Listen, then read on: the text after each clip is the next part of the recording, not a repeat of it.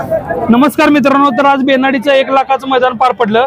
तर नामदार केसरी या किताबासाठी जी आज गाड्या धावल्या, तर त्यामध्ये आज प्रथम क्रमांकाचा मानकरी ठरलाय बोंद्रे सरकार हरिपूर यांचा बुलेट छब्या आणि शिवाजी मिटकरी यांचा सांगोल राजा।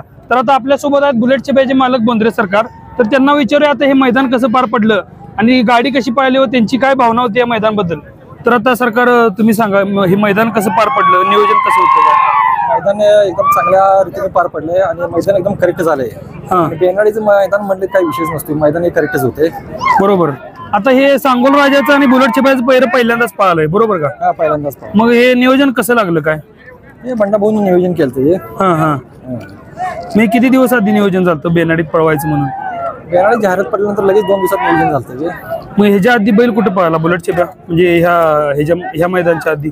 ह्या मैदानच्या आधी धुळगावला पळाला होता, स्प्लेंडर गाडीला एक झाली होती। हा बरोबर। तिथं स्प्लेंडरला बुलेट छब्या एक झालताच। तर आता आपण त्या गाडीची गाडीवान बंडाभाऊ खिल्लारी होते, तर त्यांच्याबद्दल सरकारने विचार की गाडीवानाबद्दल त्यांचं काय मत आहे? आता गाडीवानाबद्दल तुमचं काय मत आहे? आता गाडीवान काय एक्सपर्ट जायच्यात, काय विषयच नाही। आणि गाडीवानाने मला कालच सांगितलं होतं, गाडी आपली काय पण होती एकच होणार आणि सुट्टाच येतो म्हणजे। हा तर जसं गाडीवानाने सरकारनं शब्द दिला त्याचप्रमाणे गाडी पण सुट्टी आली आणि मैदान एकदम रास्तमध्ये पार पडलं। तर तुम्ही पुढे व्हिडिओ बघशीलाच। तर धन्यवाद मित्रांनो। तर नमस्कार मित्रांनो, तर आता 1 नंबरला बेनाडीचा जो मानकरी ठरला नामदार केसरीचा, तर त्या गाडीमध्ये आता बुलेट छब्याच्या आणि सांगोला राजाच्या गाडीमध्ये गाडीवर बंडाभाऊ होतात।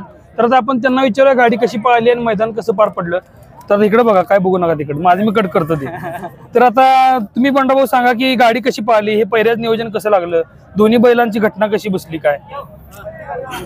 बैल सांगोला ह्याला चांगला पडलेला ना, डोंगरवाडीला, बरोबर।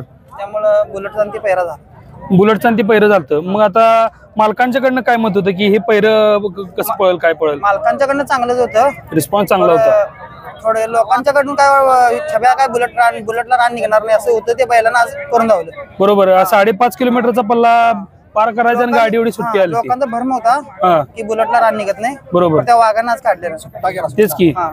तर मित्रांनो, ही होती बंडाभाऊंची छोटीशी मुलाखत। आता फोटो काढणार, त्यामुळे त्यांचा काही जास्त वेळ आपण घेऊ शकत नाही। धन्यवाद मित्रांनो।